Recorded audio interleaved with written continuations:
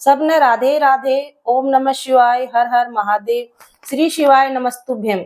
आज मैं थाने सुनाऊंगी सोमवार की कहानी। सोमवार की कहानी यह है। एक ब्राह्मण देवता हो। ब्राह्मण महाराज रोजीना शिव जी के मंदिर में जाया करता। ब्राह्मण देवता को बहुत ही ज्यादा शिव जी के ऊपर विश्वास हो, एकदम अटूट विश्वास हो।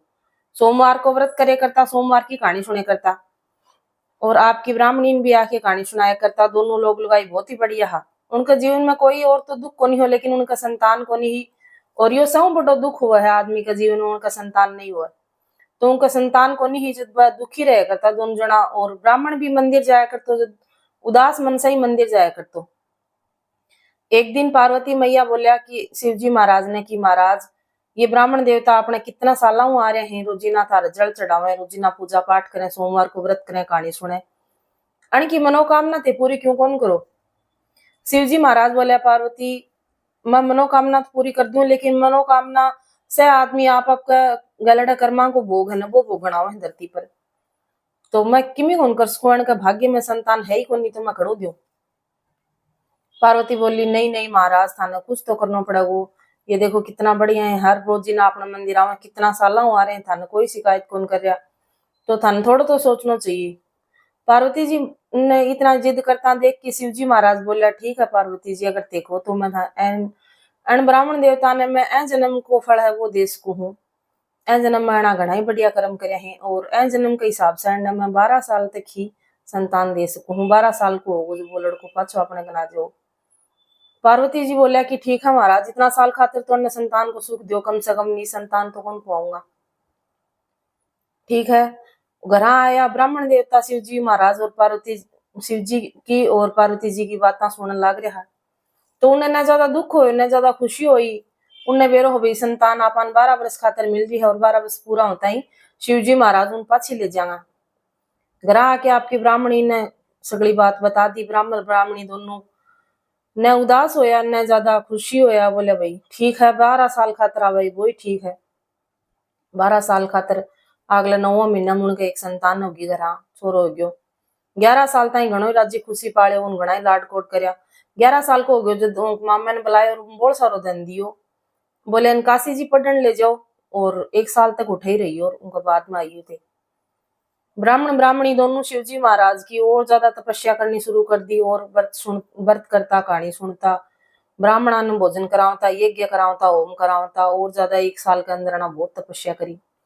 और इन्हें को मामो जान लाग्यो रास्ता में काशी जी एक नगर पड़े बीच में, काशी जी पहुंचना पहले जो नगर का महीनो होम करायो ब्राह्मणा जी माया। उन नगर के राजा की छोरी को ब्याह हो इन दिन और उनकी बारात आई। बारात आई जो वो दुल्लो है वो कानो। तो उन दुल्ला का बाप सोचो कि एक बार की यह बात लुक जाए न कानाली, तो राजा ने बेरो पाटा तो राजकुमारी के सगा को ब्याह हो जा। इतना आपा फेरा तो दूसरे छोरा सागे दिवा देंगे, ब्याह हो जाओगे ना, जब अपने बैठा देंगे लिया के। तो अहिया सोच के ने रोना हूं ब्राह्मण वाला छोरा ने ले लियो सागे। बोले भाई एक बार तू चाल सागे मारे, तेने एबर एबर कोई काम है। अहिया ले जाके नु फेरा में बैठा दियो।